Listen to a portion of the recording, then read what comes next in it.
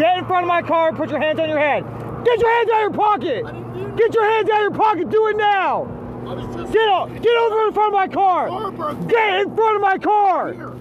At around 9 p.m. on February 12th of 2023, a single state trooper responded to reports that an individual was walking along a highway near Martinsburg, West Virginia. I just got dropped off. Put your hands on top of your head. Put your hands on top of your head. Do it now. Put your hands on top of your head. Do it now.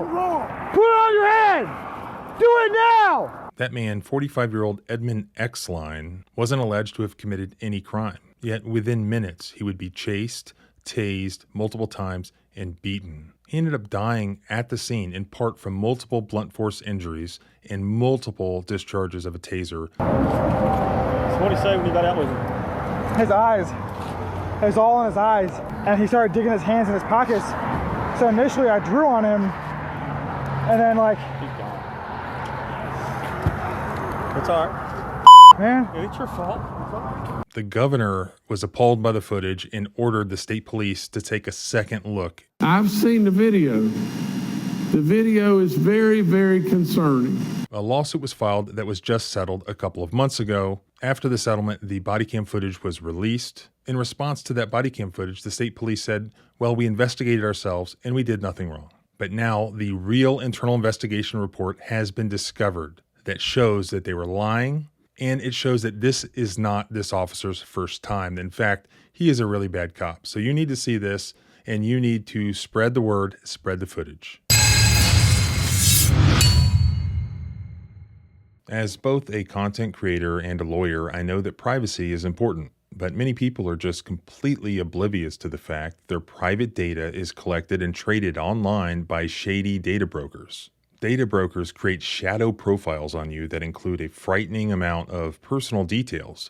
These insights are then used without your knowledge or consent by insurance companies, banks, businesses, and even the government. I use a product called Incogni that not only tracks down the data brokers that have your information, but they also have that information and private data completely removed. It's super easy. Just create the account and you don't have to do anything else. It just sort of works in the background, continuously removing your private data off the interwebs. As of today, Incogni has located my private information with 312 different data brokers, and to date, they have had that data deleted with 260 of these data brokers, with 52 others still in progress.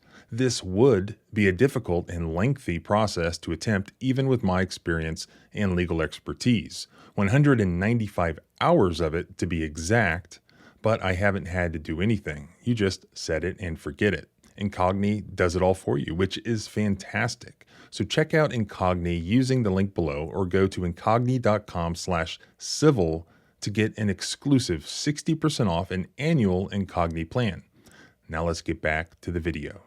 On February 12, 2023, just before 10 p.m., West Virginia State Police Trooper Thomas Ellis responded to a stretch of Interstate 81 regarding a call about an intoxicated man walking along the roadway. In the body cam footage, later released by the man's attorney, Trooper Ellis is seen stopping his cruiser in front of this man, Edmund Exline, and immediately just drawing his weapon and shouting at him without even asking a question. I'm out with this person, 81 southbound. We're going to be approximately 18 and 45.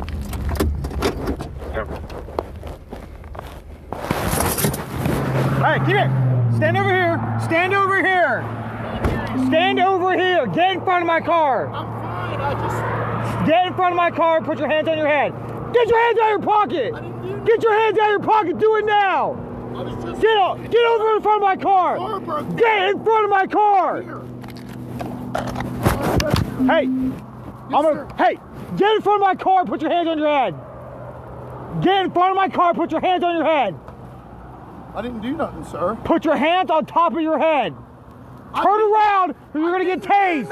You are gonna get tased. I didn't get Do not put your hands on top of your head. I just got dropped off. Put your hands on top of your head. Put your hands on top of your head. Do it now.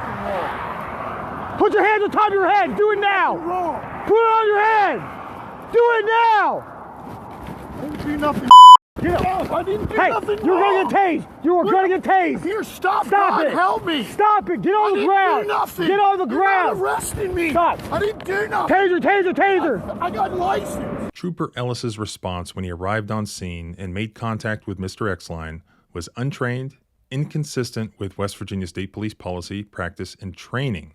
Now, those aren't my words. That is according to an expert in the 55-page internal investigation report about this incident. It was untrained, inconsistent with state police policy, practice, and training for Trooper Ellis to pull his service weapon and point it at Mr. Exline upon exiting his patrol vehicle for the purpose of the original call dispatched.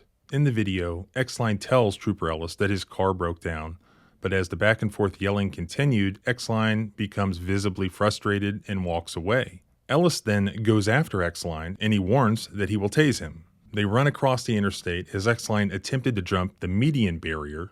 Ellis then tased Exline 3 separate times. Come here, get on. Rodney, send me another unit. Nothing wrong. Get on the ground. Do it now. I'm not doing nothing. Stop.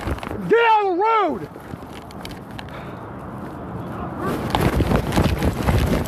Trooper Ellis calls for backup, and both troopers Abraham Beam and Brandon Mason leave the Martinsburg, West Virginia detachment to go help. On the way to the scene, the dispatcher is unsure of what the troopers are even responding to, other than asking for all units and relaying that Trooper Ellis was in some sort of a fight with a suspect. There was some sort of confusion about whether even this was a shots fired incident. Apparently, Berkeley County 911 dispatch broadcasted to all the officers that this was a possible shots fired assist. Trooper Ellis had Exline pinned to the ground with a fist pressed against his ear when the other troopers arrived. So once backup arrives, Trooper Bean said in later testimony that he came on the scene with the belief that Exline had Ellis's gun and that Ellis had been hurt, which just was not the case. This, according to Trooper Bean's later testimony, is why he then hit Exline with a flashlight and repeatedly punched Mr. Exline. What do you need? Hey, prod him out. Prod him out. Shut the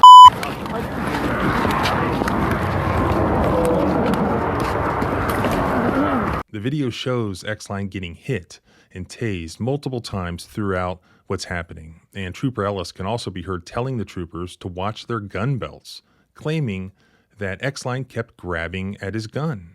Watch your gun belt. He grabbed my gun belt. Give me your hands. Give me. Watch your gun belt. He'll grab your gun. No, I won't.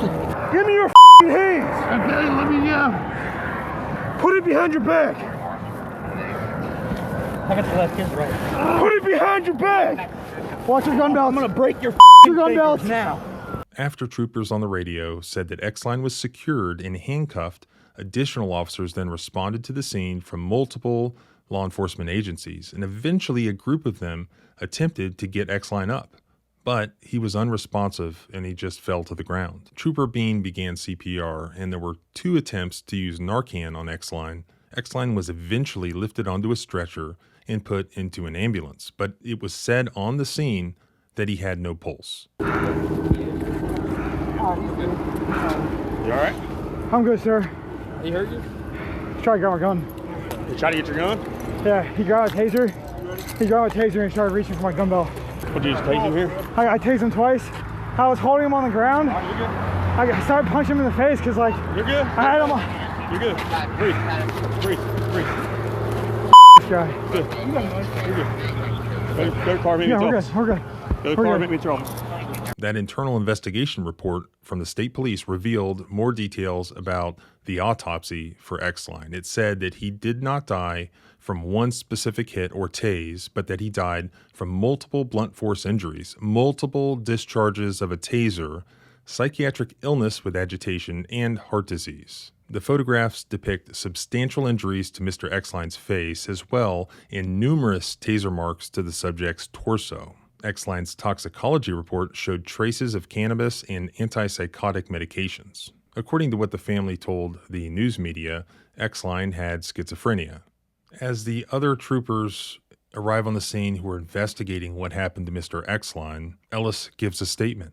He said that he had a weird gut feeling that something wasn't normal on his way there, and that he said that on the scene, X-Line, after he arrived, gave him a look. So you just come check on him, call walking down the road, right? Yeah. And I had my gun.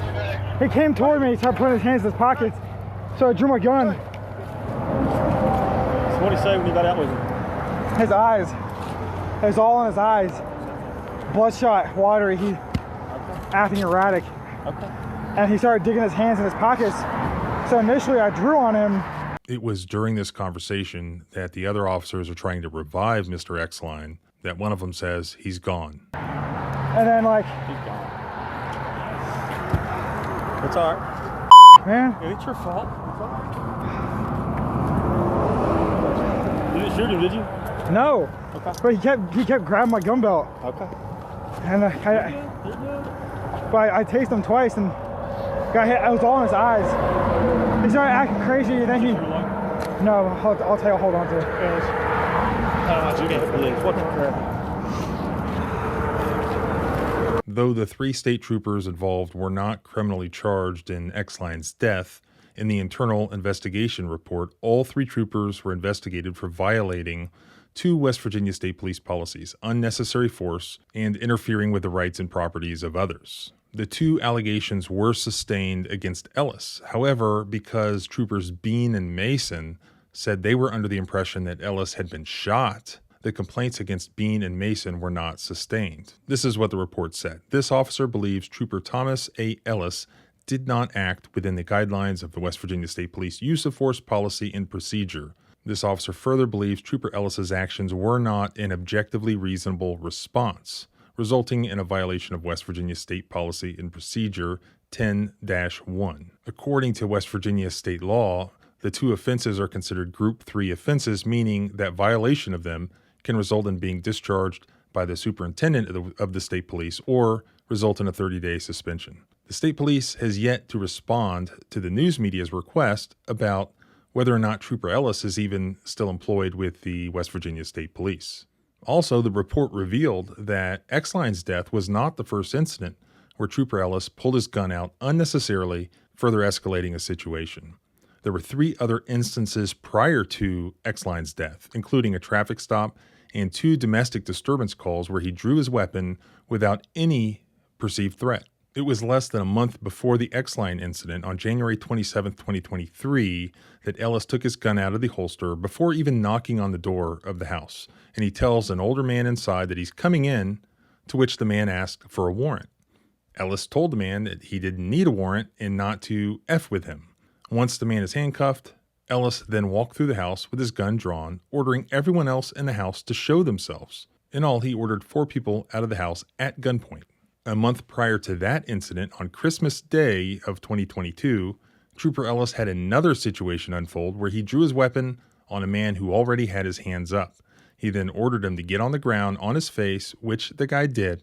Ellis then placed him in handcuffs, and the guy began to yell for help. According to the report, both of those incidents are clear examples of how Trooper Ellis fails to react in an appropriate manner while interacting with citizens during periods of heightened awareness. There was also a traffic stop on September 8th of 2022 when Ellis also drew his gun. The report says that he unnecessarily escalated that encounter, ultimately resulting in minor injuries to the involved citizen. Supposedly, Ellis then received counseling from a Sergeant North, which was supposed to correct his deficiencies.